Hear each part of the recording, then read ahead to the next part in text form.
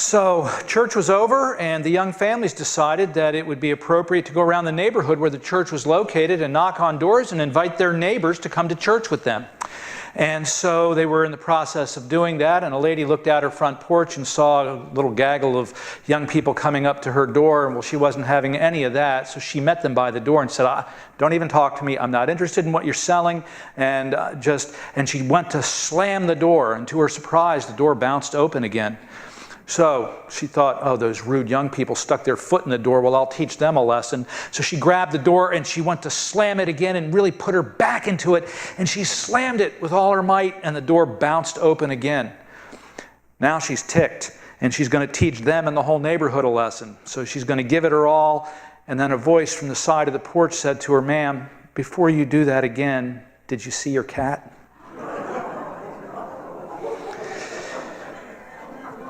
The Greeks in our lesson this morning said, "We would see Jesus." That's the King James. I bet you didn't know that the Greeks spoke King James English.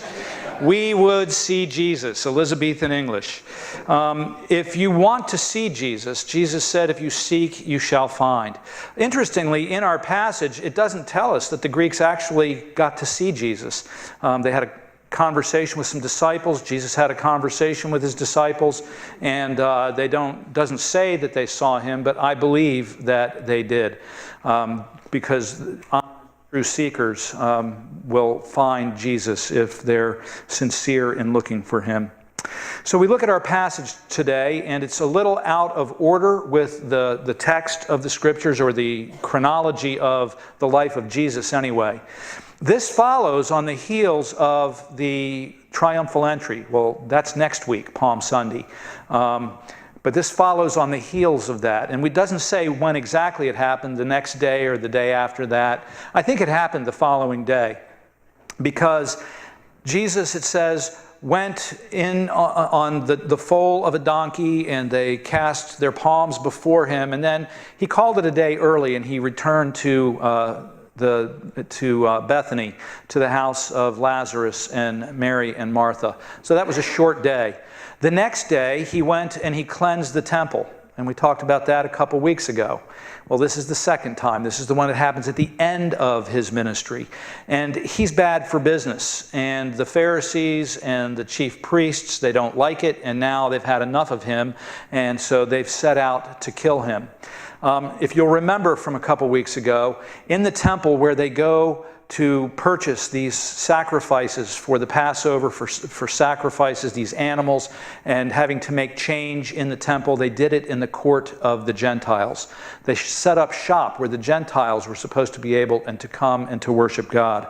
And so I think what happened is that these Greeks, they were Gentiles who had come to Jerusalem because they were seekers, and they saw Jesus make this ruckus in the temple.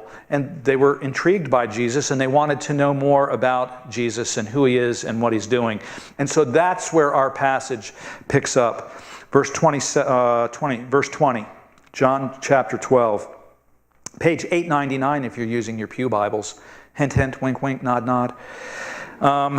Now, among those who went up to worship at the feast were some Greeks. You know, it's not unusual that the Greeks would do that. They're the first to be wanderers for the sake of wandering, to go on walkabout. They were also seekers after truth, and it was the Greeks who had all the philosophies, Aristotle and the Epicureans and the Stoics. And they would try these philosophies on like suits of clothes, and to find the one that suited them and fit them and their personality and their understanding of the world. But these Greeks rejected that, and here they are in Jerusalem on the weekend of the Passover, worshiping Yahweh, the God of Israel. Now among those who went up to worship at the feast were some Greeks. So these came to Philip, who was from Bethsaida in Galilee, and asked him, Sir, we would see Jesus. Why Philip? Well, Philip is a Greek name. Philip grew up in Bethsaida, which is a part of Syro-Phoenicia. It is a Hellenistic, a Greek part of Palestine, where Greek was the language that was spoken, and it is a popular name. After the Civil War, my family is First Family of Virginia. They came to Jamestown in 18, so early on. My grandfather was named Robert E. after Robert E. Lee. My uncle was named Robert E. after Robert E. Lee. My cousin's named Robert E. That's what they do down here in the South. I wasn't named that. My dad was a Yankee. But they did the same thing among the Greeks. So Philip is a very common name because Philip of Macedon was the father of Alexander the Great. And so we need a disciple, and one of those guys' name is Philip. Well, maybe he speaks Greek, so they went and they sought him out. And Philip is kind of in a conundrum here. You want to go see Jesus, and he's not sure what to do. Well, when we're not sure what to do, we go ask somebody else. So he goes to Andrew. Andrew does what Andrew always does. It was Andrew who saw the little boy with the lunch and fed 5,000 with fish and loaves from this boy's lunch. Andrew always takes people to Jesus. And so with Philip, he goes to Jesus and says, there are some Greeks here to see you. Andrew is also a Greek name. So they're making their way slowly toward Jesus. And so they came to Philip, who was from Bethsaida in Galilee, and asked him, we wish to see Jesus. Philip went and told Andrew, and so they went to Jesus. And Jesus answered them. God bless them. And Jesus answered them. Jesus, do you want chocolate or vanilla? My hour has come. It's a complete non sequitur. There are some Greeks here to see you, Jesus, and you'd expect him to say, I'm not seeing Greeks today. Or you'd expect him to say, well, bring them on, I want to talk to them. But no, he says, my hour has come. Jesus, do you want a hamburger or a hot dog? My hour has come. The hour has come for me to be glorified. What kind of answer is that? But as this passage unfolds, we'll see what kind of answer that is. Jesus is going to tell them something about the glory that he has, that the hour has come for him to be glorified, and what he means by that. If we turn to the end of our passage, verse 32, and I, when I am lifted up from the earth, will draw all people to myself. He said this to show by what kind of death he was going to die. So we've got to hold these pieces together in tension. And we have these Greeks who are coming and they're seeking, and they want to understand who this Jesus is that's created this ruckus in the temple, Passover week of all times.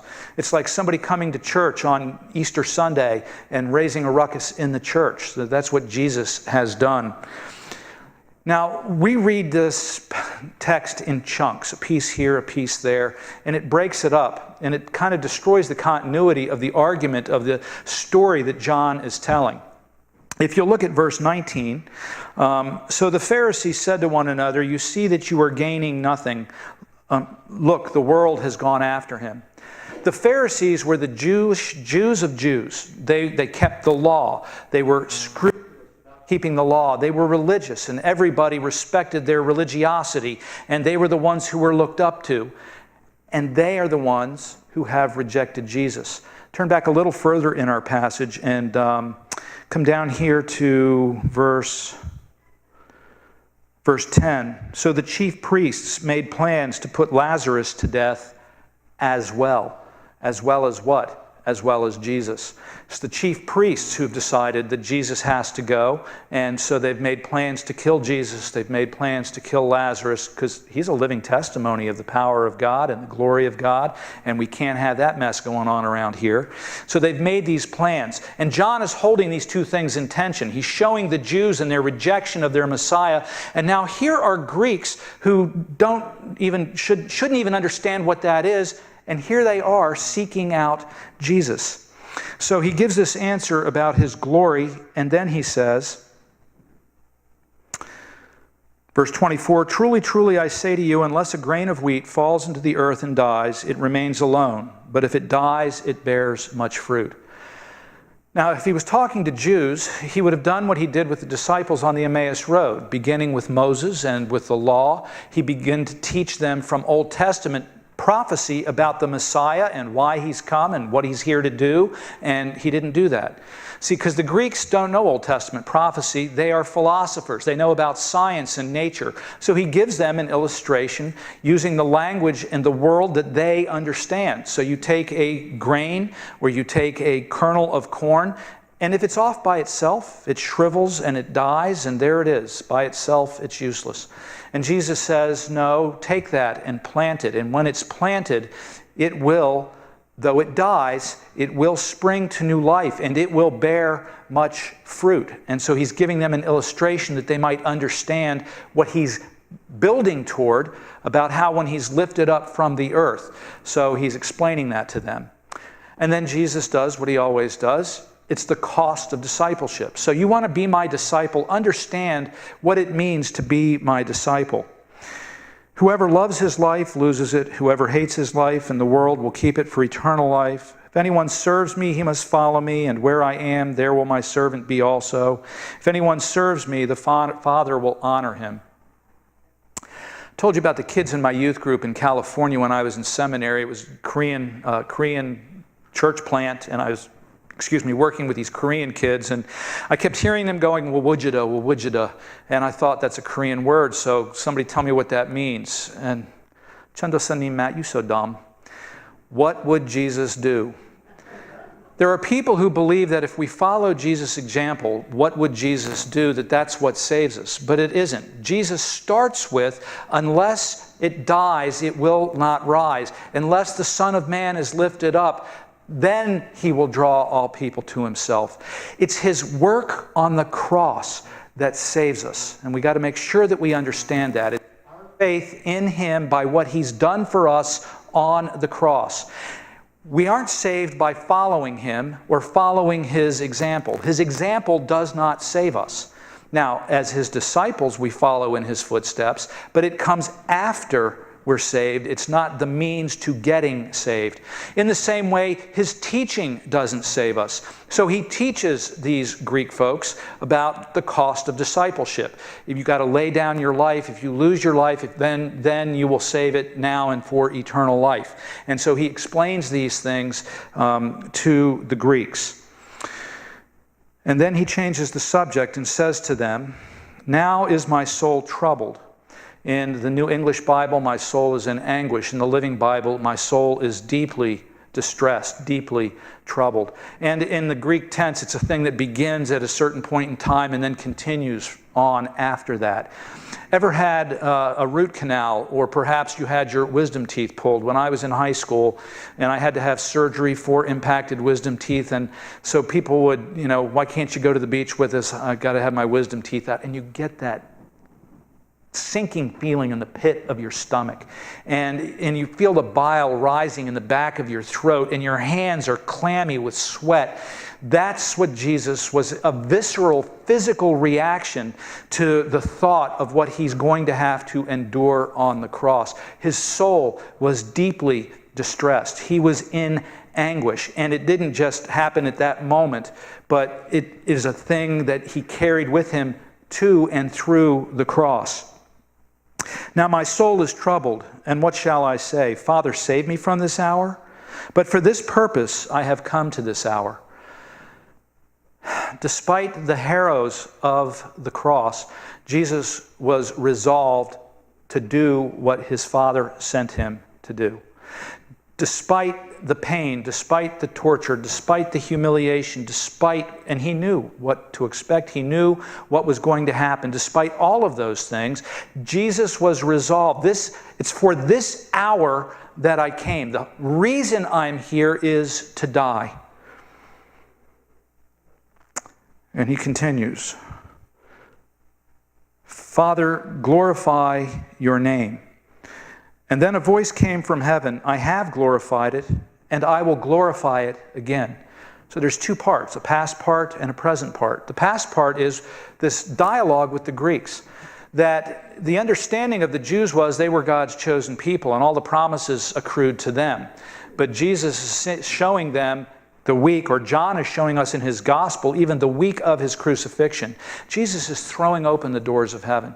He's allowing people in that we would least expect to be allowed in. The Greeks now are welcomed into the kingdom of heaven, and that is to the glory of his Father in heaven. Jesus is doing this not just for the Jews, he's doing this for all of humanity. That's the part that's past and present. And I will glorify it again. And Jesus is vindicated by God as his Christ when God raised him from the dead. The bonds of death did not hold Christ in the tomb, but in a couple of weeks we will celebrate Easter. And the Easter message is, he is not here, he has risen. And that is all to the glory of God. And the crowd there that stood there and heard it, that it had thundered, and others, an angel has spoken to him. And Jesus answered, this voice has come for your sake, not for my sake.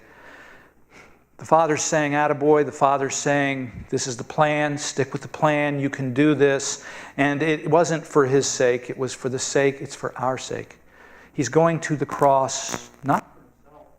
He doesn't need to go to the cross for himself. He's committed no sins. He's going to the cross to become sin, that we might experience and become the righteousness of God. He's going to the cross in order to make an exchange. And so this voice from heaven is to encourage him in his resolve as he goes forward. Now is the judgment of this world. Now the ruler of this world will be cast out. We signed the deed of this world over to Satan when Adam and Eve fell in the garden.